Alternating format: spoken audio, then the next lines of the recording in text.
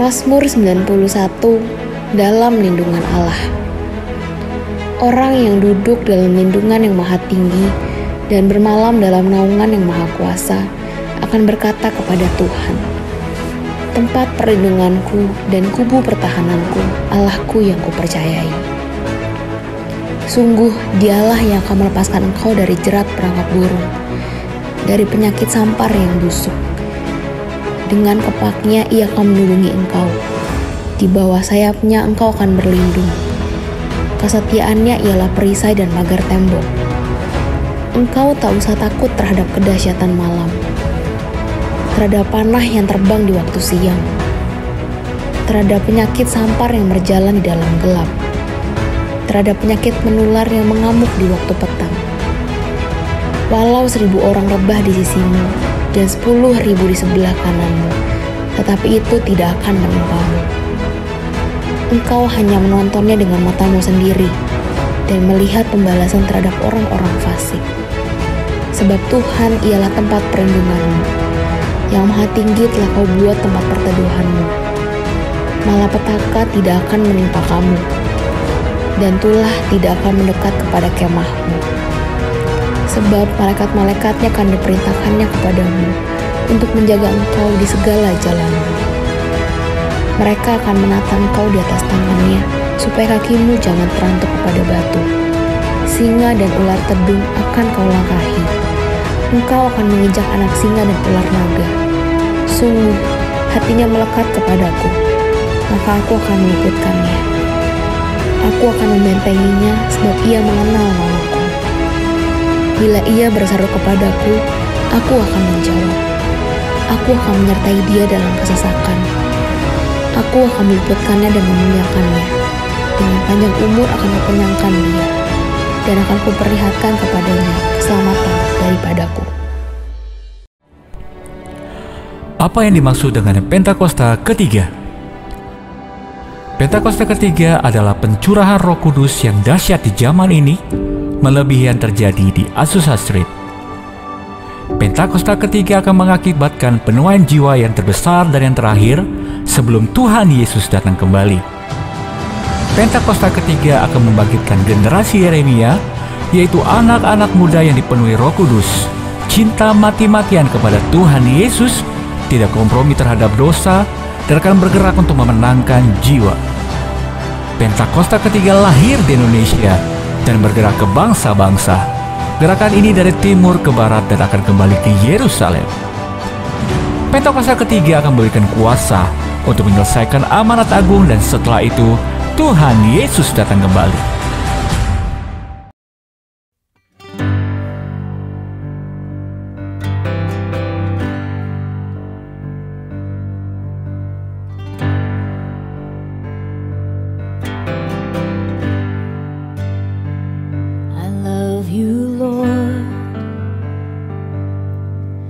For your mercy never fails me, and all my days I've been held in your hands.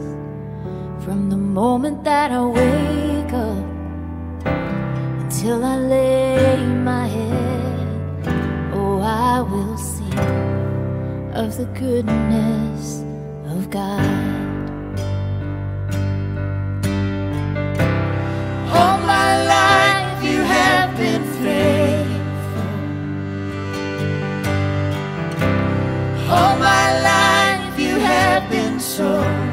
So good.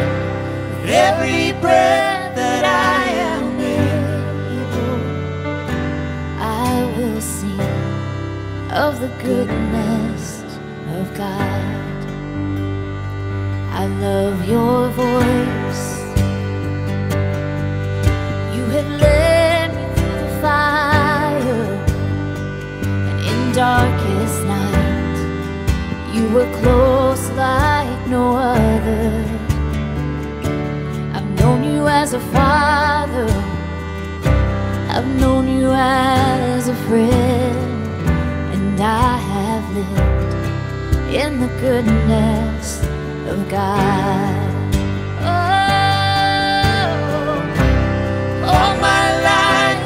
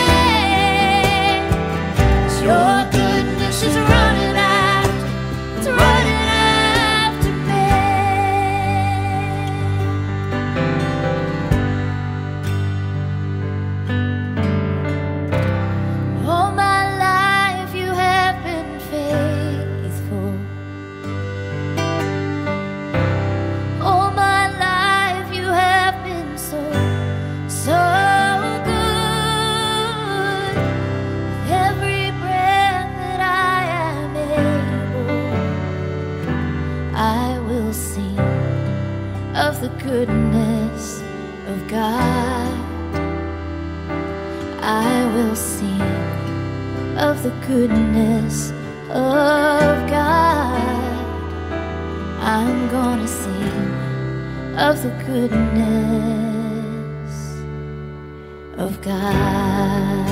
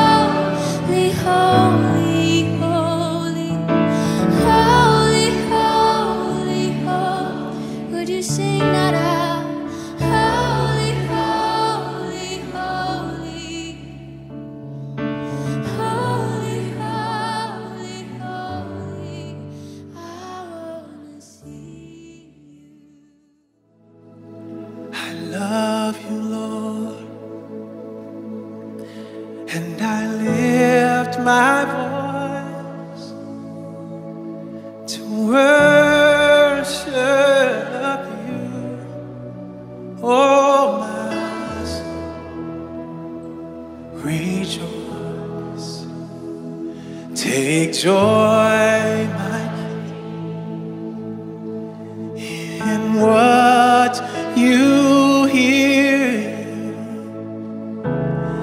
and let it be a sweet, sweet sound in your ears.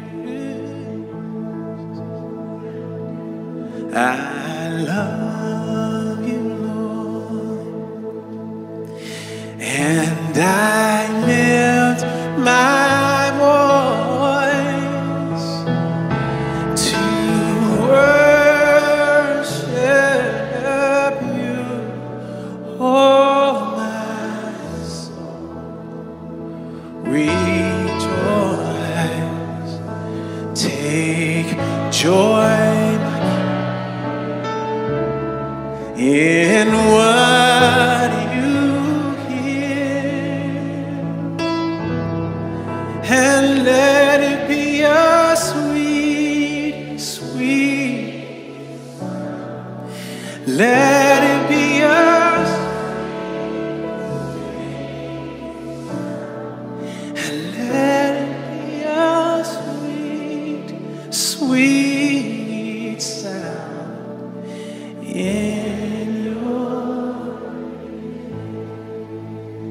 We exalt thee. We exalt thee. We exalt thee. Oh Lord, we all over this room.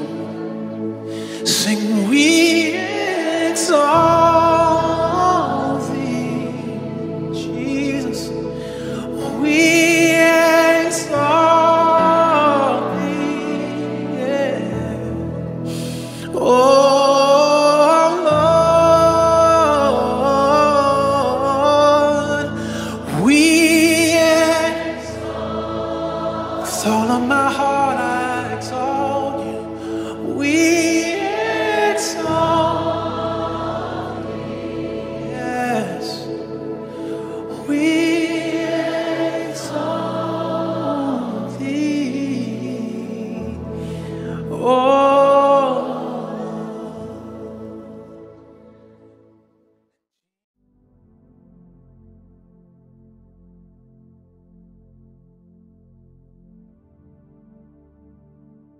Shalom semuanya. Pada tanggal 23 sampai 25 Oktober 2024 di Cleveland, Tennessee akan diadakan Simposium Pentakosta ketiga. Simposium adalah pertemuan beberapa pembicara ahli yang menyampaikan uraian singkat tentang topik tertentu atau tentang beberapa aspek dari topik yang sama. Jadi Simposium Pentakosta ketiga ini artinya hanya membicarakan Pentakosta ketiga.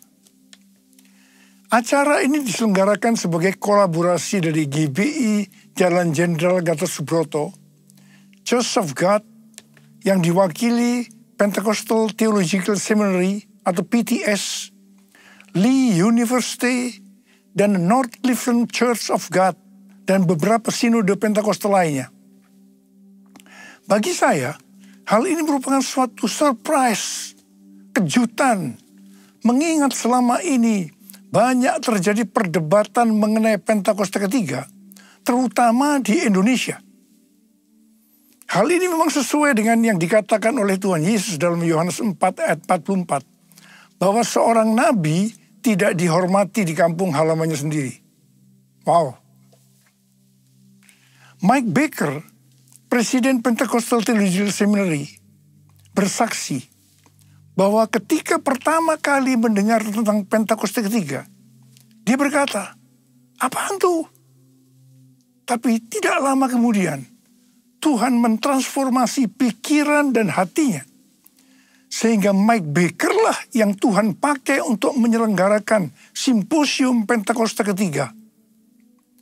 Saya sempat ditegur Tuhan, karena Mike Baker lebih berapi-api dibanding saya.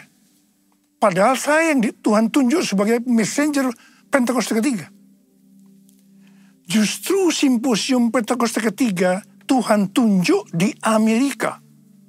Sesuai dengan yang dinubuatkan oleh Cindy Jacob pada acara Empower 21 Asia tahun 2018 di SICC. Dia bernubuat bahwa gerakan Pentakosta ketiga ini dari timur ke barat dan akan kembali ke Yerusalem. Barat yang dimaksudkan adalah Amerika. Dari Amerika lah gerakan Pentakosta ketiga akan menyebar ke seluruh dunia. Jadi sekarang yang ada di Amerika tentang Pentakosta ketiga, selain dari Simposium Pentakosta ketiga adalah the Niko Nyoto Raharjo Chair for the Restoration of the Tabernacle of David yang didirikan oleh Pentecostal Theological Seminary. Ini merupakan cikal bakal Pentakosta ketiga. Dan yang kedua, plakat ketiga tentang Pentakosta ketiga yang terdapat di lobi asrama Niko Nyoto Raharjo Hall Oral Roberts University di Tulsa, Oklahoma. Dan yang ketiga, Third Pentecost Azusa Street Prayer Tower di Los Angeles. Yang keempat, The Third Pentecost Channel di Spirit Network dari Pentecostal Theological Seminary.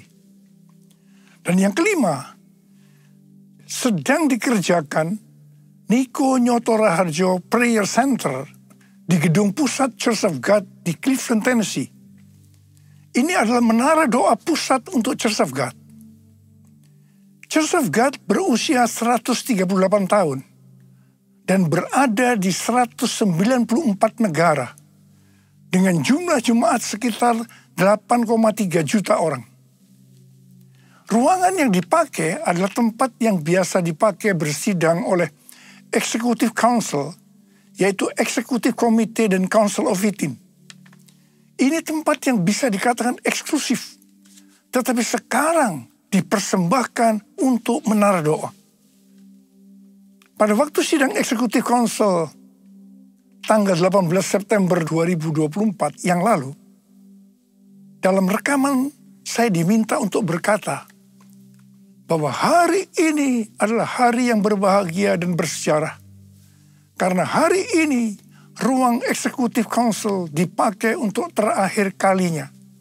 Sebab selanjutnya akan dibuat Niko Nyoto Raharjo Prayer Center. Hari-hari ini Pentakosta ketiga sedang dicurahkan untuk menyelesaikan amanat agung.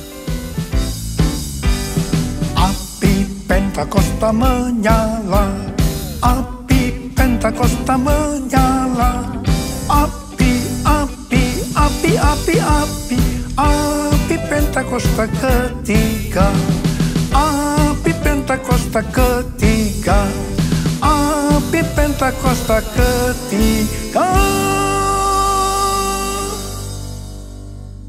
Awal tahun 2009, Tuhan berbicara sangat serius kepada saya. Aku datang segera. Aku datang segera. Dengan gemetar saya bertanya, apa yang akan Tuhan kerjakan? Dan apa yang harus saya lakukan? Baru pertengahan tahun 2009, Tuhan menjawab, aku akan mencurahkan rohku. Pada saat roh kudus dicurahkan, akan terjadi seperti yang tertulis dalam Yoel 2 ayat 28 sampai dengan 32. Akan ada 3 tanda yang terjadi. Tanda pertama sesuai dengan Yoel 2 ayat 28 dan 29. Maka anak-anak, pemuda, orang tua akan dipakai Tuhan secara luar biasa. Haleluya. Tanda yang kedua sesuai dengan Yoel 2 ayat 30. Maka mujizat akan terjadi luar biasa. Tapi tanda yang ketiga, sesuai dengan Yoel 2 ayat 31, akan terjadi goncangan yang luar biasa. Dengan adanya 3 tanda ini, maka Yoel 2 ayat 32 akan digenapi. Yaitu akan banyak orang yang berseru pada nama Tuhan. Dan mereka yang berseru akan diselamatkan. Akan terjadi penuaian jiwa besar-besaran. Jadi sebelum kedatangan Tuhan Yesus yang kedua kalinya, akan ada pencurahan Roh Kudus yang dahsyat. Ini akan mengakibatkan penuaian jiwa besar-besaran. Selama hampir 10 tahun, setiap kali saya berkhotbah, selalu saya memperkatakan akan terjadi goncangan yang dahsyat. Siapa yang mengira yang dimaksudkan dengan goncangan di sini adalah COVID-19? Pada acara Empower 21 Asia di SICC tahun 2013, Tuhan memberi nama pencurahan Roh Kudus yang terjadi sekarang ini sebagai Pentakosta ketiga. Definisi Pentakosta ketiga ada 5. Yaitu yang pertama, Pentakosta ketiga adalah pencurahan Roh Kudus yang dahsyat di zaman ini, melebihi yang terjadi di Azusa Street. Yang kedua, Pentakosta ketiga akan mengakibatkan penuaian jiwa yang terbesar dan yang terakhir sebelum Tuhan Yesus datang kembali. Dan yang ketiga, Pentakosta ketiga akan membangkitkan generasi Yeremia, yaitu anak-anak muda yang dipenuhi Roh Kudus, cinta mati-matian kepada Tuhan Yesus, tidak kompromi terhadap dosa, dan akan bergerak untuk memenangkan jiwa. Dan yang keempat, Pentakosta ketiga lahir di Indonesia. dan bergerak ke bangsa-bangsa. Gerakan ini dari timur ke barat dan kembali ke Yerusalem. Dan yang kelima, Pentakosta ketiga akan memberikan kuasa untuk menyelesaikan amanat agung. Dan setelah itu Tuhan Yesus datang kembali. Definisi Pentakosta ketiga ini bukan saya yang mendapatkan. Tetapi saya hanya menyusun atau menyimpulkan pasal-pasal nubuatan atau penglihatan dari hamba-hamba Tuhan.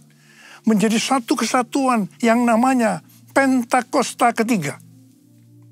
Bagian saya adalah Tuhan berkata bahwa menjelang kedatangannya untuk kali yang kedua, Tuhan akan mencurahkan Roh Kudus yang mengakibatkan terjadinya penuaian jiwa yang besar.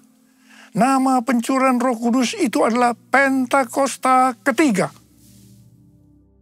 Definisi pertama dan kedua dari Pentakosta ketiga, ini nubuatan dari William Seymour, hamba Tuhan yang dipakai dalam Azusa Street Revival. Definisi ketiga, ini penglihatan dari Pastor Russell Evans dari Planet Shakers, Melbourne. Definisi keempat adalah nubuatan dari Cindy Jacob. Dan definisi kelima dari Dr. Tim Hale yang saat itu menjabat sebagai General Overseers atau Ketua Umum Church of God. Pencurahan Roh Kudus yang dahsyat yang terjadi hari-hari ini namanya adalah Pentakosta ketiga. Pentakosta pertama terjadi di kamar loteng Yerusalem sekitar 2000 tahun yang lalu. Pentakosta kedua adalah pencurahan Roh Kudus yang terjadi di Azusa Street Revival. Apakah Pentakosta ketiga merupakan istilah yang valid? Jawabannya ya, valid. Sebab sebelum muncul istilah Pentakosta ketiga, istilah Pentakosta pertama dan Pentakosta kedua telah disebutkan oleh para tokoh kegerakan Pentakosta. Dengan demikian, penyebutan istilah Pentakosta ketiga dapat dikatakan sudah ada pola yang mendahulinya. Selain itu, istilah ini juga sudah terkonfirmasi secara internasional. Itu sebabnya menolak Pentakosta ketiga berarti menolak Pentakosta kedua, berarti menolak keseluruhan peristiwa Pentakosta. Penggunaan istilah Pentakosta pertama dan Pentakosta kedua sudah pernah disebutkan oleh hamba-hamba Tuhan seperti John Fletcher, John Wesley, Frank Bartleman, David Wesley, Mylan, Frank Harrington, dan lain-lain. Jesus, I believe in you. Jesus, I belong to you. You're the reason that I live, the reason that I sing. Jesus, I believe in you. Jesus, I belong to you.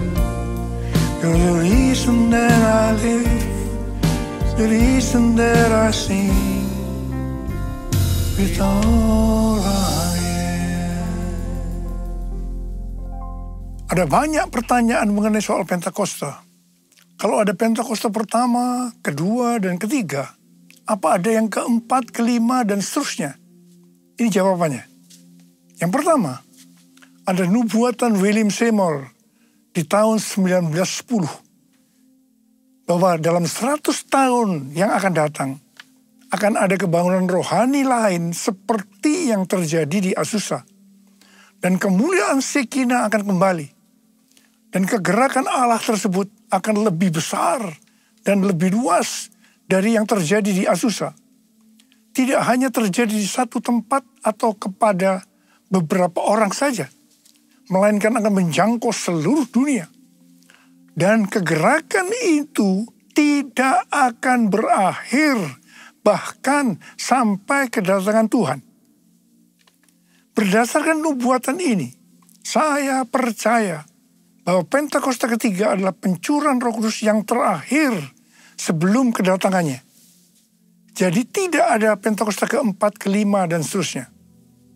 Yang kedua, Alkitab mengajarkan Tuhan Yesus akan datang segera, sewaktu-waktu, sehingga setiap generasi dalam kurun waktu kedatangan Tuhan Yesus yang pertama sampai dengan kedatangan Tuhan Yesus yang kedua memiliki hak untuk percaya bahwa mereka hidup di hari-hari terakhir. Artinya mereka adalah generasi terakhir. Sebagai contoh, seperti yang dikatakan oleh Rasul Paulus dalam 1 Tesalonika 4 ayat 17 yang berkata, sesudah itu kita yang hidup, yang masih tinggal, akan diangkat bersama-sama dengan mereka dalam awan, menyongsong Tuhan di angkasa.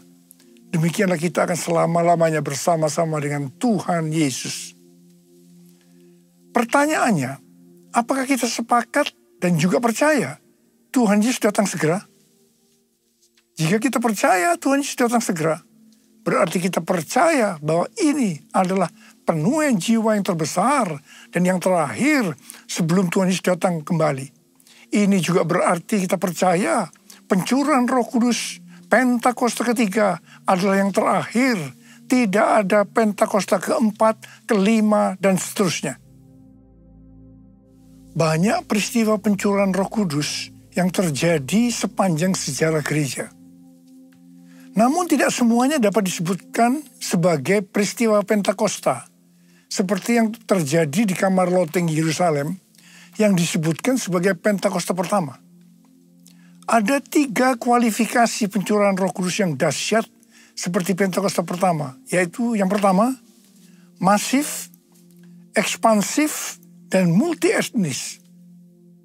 Yang kedua, penekanan terhadap glosolalia atau bahasa roh dan manifestasi kuasa Roh Kudus. Dan yang ketiga, memiliki korelasi langsung kepada penyelesaian amanat agung. Jika satu peristiwa pencurahan Roh Kudus kurang memenuhi salah satu kualifikasi saja, maka tidak dapat disebutkan sebagai peristiwa yang memiliki kualifikasi sebagaimana Pentakosta pertama, betapapun dahsyatnya. Artinya, satu peristiwa pencurahan Roh Kudus disebutkan sebagai Pentakosta kalau memiliki 3 kualifikasi pencurahan Roh Kudus seperti Pentakosta pertama. Ku buka hati untuk Roh-Mu Tuhan, ku buka hati menyembah-Mu Yesus. Jamahlah kami, penuhi kami dengan kuasa Allah Maha Tinggi, dengan kuasa Allah Maha Tinggi.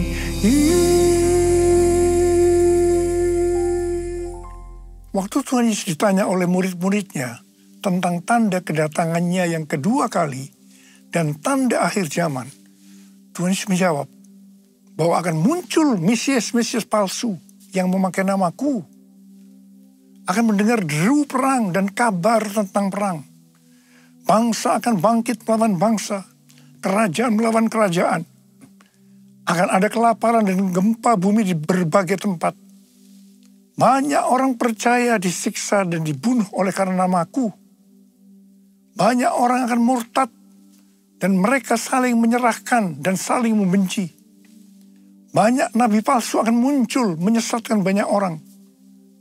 Karena kedurhakaan makin bertambah, kasih kebanyakan orang akan menjadi dingin. Namun mereka yang bertahan sampai pada kesudahnya akan diselamatkan. Selain itu, Tuhan Yesus menjawab dari Matius 24 ayat 14 yang berkata, Injil kerajaan ini akan diberitakan di seluruh dunia menjadi kesaksian bagi semua bangsa. Sesudah itu barulah tiba kesudahannya. Jadi kalau Injil kerajaan sudah diberitakan di seluruh dunia menjadi kesaksian bagi semua bangsa, atau dengan kata lain, kalau amanat agung selesai, maka Tuhan Yesus akan datang untuk kedua kalinya. Kita diingatkan bahwa tugas utama sebagai orang percaya adalah menyelesaikan amanat agung. Hal itu sesuai dengan yang dikatakan oleh Tuhan Yesus kepada murid-muridnya sebelum naik ke sorga.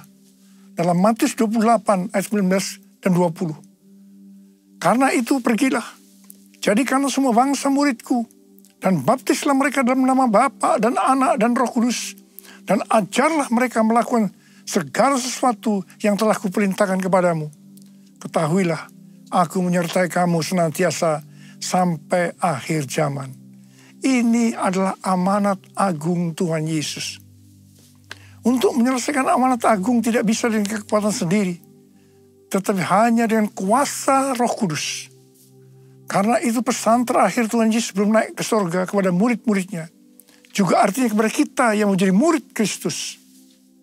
Dalam Kisah Para Rasul 1 ayat 8 yang berkata, tetapi kamu akan menerima kuasa kalau Roh Kudus turun ke atas kamu, dan kamu akan menjadi saksiku di Yerusalem dan di seluruh Yudea dan Samaria dan sampai ke ujung bumi. Setelah itu Tuhan Yesus naik ke sorga. Setelah Tuhan Yesus naik ke sorga, maka 120 muridnya pergi ke Yerusalem dan berkumpul di kamar loteng. Mereka melakukan ini karena Tuhan Yesus yang menyuruh. Tuhan Yesus berkata, kamu jangan meninggalkan Yerusalem sebelum kamu diperlengkapi dengan kuasa dari tempat tinggi. Sebab Yohanes membaptis kamu dengan air, tetapi tak lama lagi kamu akan dibaptis dengan Roh Kudus. Apa yang mereka lakukan di kamar loteng?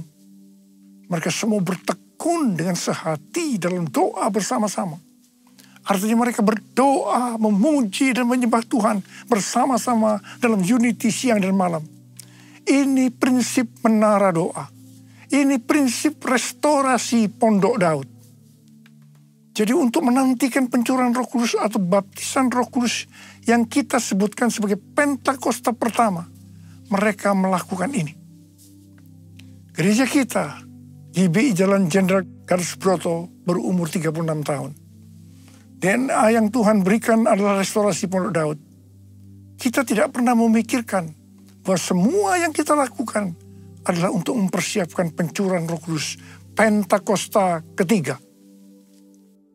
Selama 10 hari murid-murid Tuhan Yesus di kamar loteng, mereka berdoa, memuji dan menyembah Tuhan dalam unity siang dan malam. Dan pada hari yang ke-10, yaitu pada hari Pentakosta, Roh Kudus dicurahkan. Hal itu diawali dengan suara seperti tiupan angin keras. Kemudian tampaklah lidah-lidah seperti nyala api, hinggap kepada mereka masing-masing, dan mereka dibaptis dengan Roh Kudus.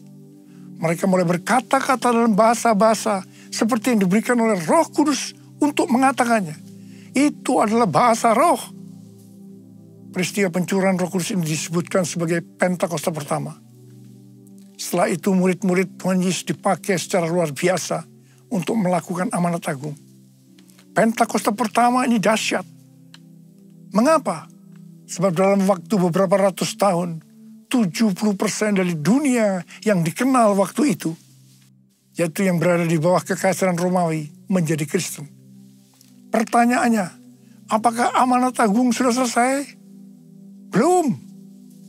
Karena itu pada tahun 1906, kembali Roh Kudus dicurahkan di Azusa Street. William Seymour, seorang hamba Tuhan, dipakai secara luar biasa. Pencurahan Roh Kudus ini disebutkan sebagai Pentakosta kedua. Pentakosta kedua ini dahsyat. Mengapa? Karena menghasilkan gerakan Pentakosta dan karismatik. Ada sekitar 700 juta orang yang diberdayakan Roh Kudus hari-hari ini. Pertanyaannya, apakah amanat agung sudah selesai? Belum. Karena itu hari-hari ini Roh Kudus kembali dicurahkan. Pencurahan Roh Kudus ini disebutkan sebagai Pentakosta ketiga.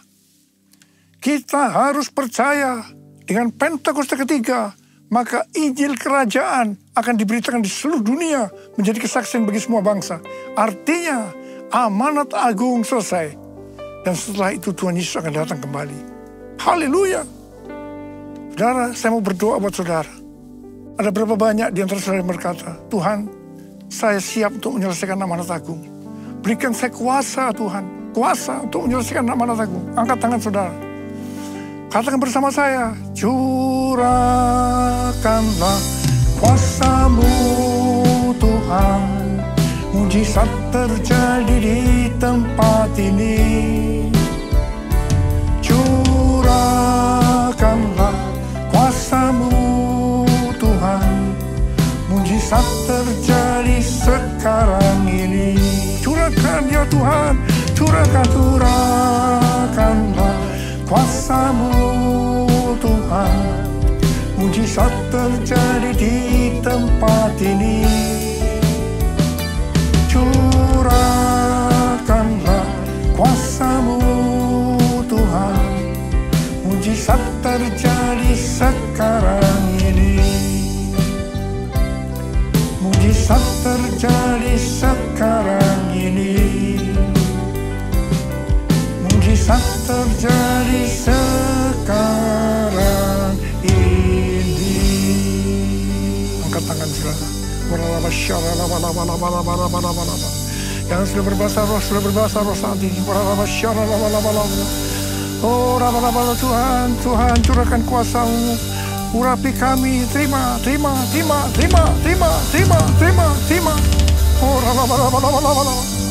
kasih Tuhan, terima kasih. Dalam nama Yesus, amin.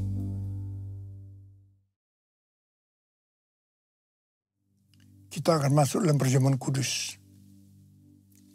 Kita akan mengingat ayat ini. Sebab setiap kali kamu makan roti ini dan minum cawan ini, kamu memberitakan kematian Tuhan sampai Ia datang. Perjamuan kudus adalah perjamuan Tuhan Yesus sendiri. Setiap kali kita masuk ke dalam perjamuan kudus, Tuhan Yesus selalu berkata, biarlah ini menjadi peringatan akan daku. Karena itu mari arahkan hati kita kepada kebaikan Tuhan. Kita akan mengingat kebaikan Tuhan. Supaya kita lebih mengasihi Tuhan Yesus. Kita lebih mengasihi satu dengan yang lain. Mari tundukkan kepala. Bapa, siapakah kami sebelum kami mengenal Engkau? Kami semua orang berdosa. Upah dosa adalah maut, mati. Tetapi Engkau yang tidak berdosa telah dijadikan dosa oleh karena kami. Engkau harus turun dari sorga mulia, menjelma menjadi manusia, mati ganti kami dengan penderitaan yang luar biasa. Sungguh Tuhan luar biasa kasih-Mu pada kami. Engkau jadikan kami sebagai anak-anak-Mu. Engkau bela, Engkau tuntun, Engkau berkati, Engkau ajar kami. Kalau kami salah, itu Engkau ya Aba. Itu Engkau ya Aba. Saudara, Tuhan Yesus akan memberkati kita melalui perjamuan kudus ini. Tapi Tuhan mau kita makan dan minum dengan cara yang benar. Karena itu masing-masing sekarang introspeksi. Lihat keadaan dirimu masing-masing. Jangan menyimpan dosa. Kalau ada dosa yang Tuhan ingatkan, langsung minta ampun. Langsung minta ampun. Ampuni saya Tuhan, ampuni. Kau melihat anak-anak-Mu ya Tuhan sedang menyelesaikan segala sesuatu dengan Tuhan. Ampuni kami ya Tuhan. Layakkan kami untuk masuk dalam perjamuan kudus. Bapa terima kasih. Kami akan masuk dalam perjamuan kudus dengan hati yang penuh ucapan syukur. Dalam nama Yesus. Amin. Sekarang, mari. Angkat roti tangan kanan kita tinggi-tinggi. Sebab apa yang telah kuteruskan kepadamu telah aku terima dari Tuhan. Yaitu bahwa Tuhan Yesus pada malam waktu Ia diserahkan mengambil roti. Dan sesudah itu Ia mengucap syukur atasnya. Ia memecah-mecahkannya dan berkata, inilah tubuhku yang diserahkan bagi kamu. Perbuatlah ini menjadi peringatan akan aku. Saya dikasih Tuhan. Bukankah roti yang kita pecah-pecahkan ini adalah persekutuan kita dengan tubuh Kristus? Mari kita makan dalam nama Yesus.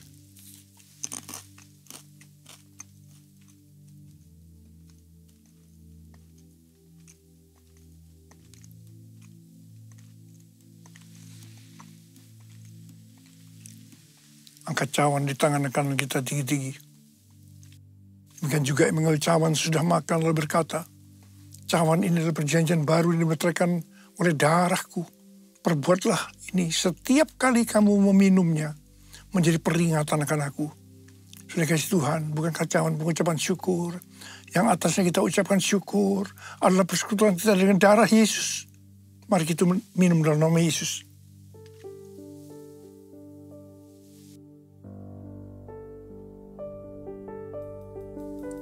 Ucapkan syukur dan terima kasih dengan suara.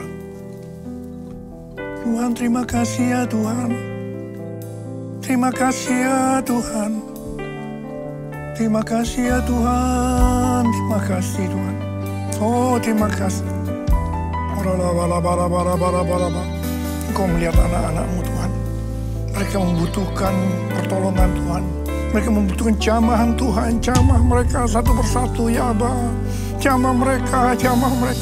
Saat ini Kau sedang menyembuhkan yang sakit, sedang membebaskan yang terikat. Engkau sedang menghibur yang susah. Engkau menguatkan yang lemah. Engkau memberikan pengharapan yang baru bagi yang mereka datang dengan keadaan putus pengharapan. Tuhan, Kau baik. Engkau baik. Kau sungguh baik buat kami semua. Terima kasih ya Tuhan. Terima kasih buat semuanya ini. Terima kasih ya. Terima kasih Yesusku. Terima kasih Yesusku. Puji syukur hanya bagi Tuhanku.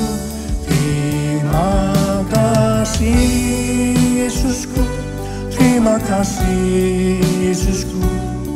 Puji syukur hanya bagi Tuhanku. Terima kasih.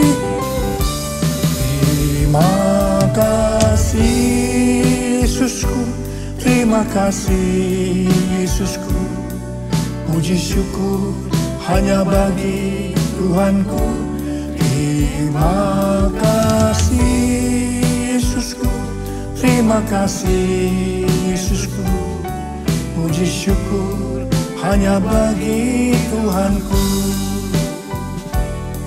Puji syukur hanya bagi Tuhanku. Puji syukur hanya bagi Tuhanku.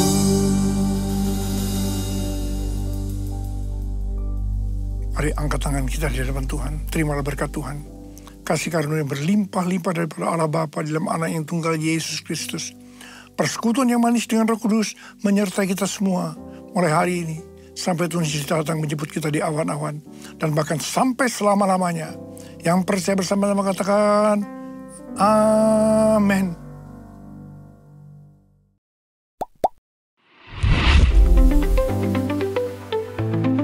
Shalom Bapak Ibu Jemaat Tuhan, selamat datang di keluarga GB Philadelphia Horizon Bekasi. Mari kita perhatikan beberapa informasi kegiatan sepekan berikut ini. Ibadah Raya online dan onsite GB Philadelphia Horizon pada hari Minggu 27 Oktober 2024 diadakan pada pukul 7, 9, dan 11 siang waktu Indonesia Barat. Dalam ibadah ini kita akan dilayani oleh Bapak Pendeta Frankie Putong di Hotel Horizon Ultima Bekasi. Ibadah Kid Forecast diadakan setiap minggu pada pukul 9 dan pukul 11 siang waktu Indonesia Barat di Hotel Horizon Ultima Bekasi. Ibadah di Lighting Inga diadakan setiap hari Minggu pada pukul 9 pagi waktu Indonesia Barat di Hotel Horizon Ultima Bekasi. Doa komitmen bersama diadakan setiap hari pada pukul 9 malam di rumah masing-masing. Terus dihimbau bagi setiap pelayan jemaat dan jemaat Tuhan dapat mengikutinya secara rutin. Mari terus berdoa untuk keluarga kita, gereja, kota, dan bangsa kita, dan kiranya berkat kasih dan rahmat Tuhan terus ada dan penuaian yang besar itu terjadi atas bangsa Indonesia dan bangsa-bangsa. Menara doa EPT atau Azusa Prayer Tower, sesi khusus dari Rayon 5 diadakan setiap Rabu pada pukul 6 sore waktu Indonesia Barat melalui aplikasi Zoom. Untuk informasi link dan password dapat jemaat Tuhan memintanya dan petugas media. Ibadah doa pagi bersama Bapak Gembala Pendeta Samuel Harnadi diadakan setiap Jumat pada pukul 8 pagi waktu Indonesia Barat di GB Philadelphia Harapan Indah 3, Kota Harapan Indah. Community of Law atau KUL GB Philadelphia Horizon Bekasi mengajak Bapak Ibu Jemaat Tuhan, para pemuda-pemudi untuk dapat bergabung bersama dalam KUL. Kita akan belajar bersama dan bertumbuh bersama di dalam Tuhan. Untuk informasi lebih lanjut mengenai lokasi KUL yang terdekat dengan wilayah tempat tinggal jemaat Tuhan, silakan menghubungi para pengerja di pintu masuk. Bagi Bapak Ibu pemuda-pemudi jemaat Tuhan yang rindu berdoa, mari bergabung bersama dalam rumah doa Bethlehem. Untuk informasi lebih lanjut dapat menghubungi para pengerja di pintu masuk. Dan bagi Bapak Ibu jemaat Tuhan yang rindu untuk didoakan secara rutin atas pergumulan yang sedang dihadapi, dapat mengisi form doa dengan cara scan QR Code berikut ini. Dan Dan jika Bapak Ibu Jemaat Tuhan rindu didoakan secara langsung, dapat mengikuti doa bersama pasukan doa Philadelphia Horizon setelah ibadah raya kedua. Persembahan umum, persembahan khusus, dan perpuluhan, Jemaat Tuhan dapat mentransferkannya ke rekening gereja kita dengan nama GBI Philadelphia Horizon dengan nomor rekening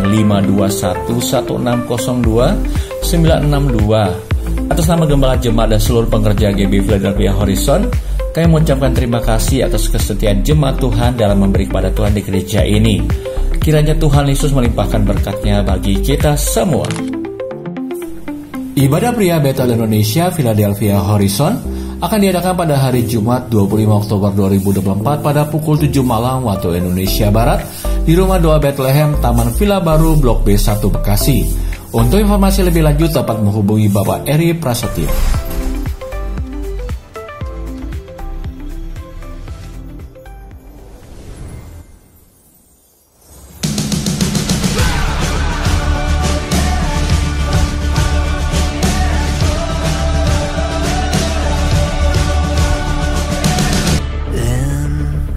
Smiled at me, pum pum pum pum.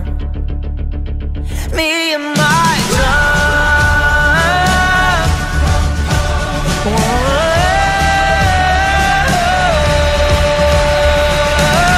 Sekian pengumuman hari ini. Terima kasih atas perhatian Bapak Ibu sekalian. Sampai berjumpa minggu depan. Tuhan Yesus memberkati.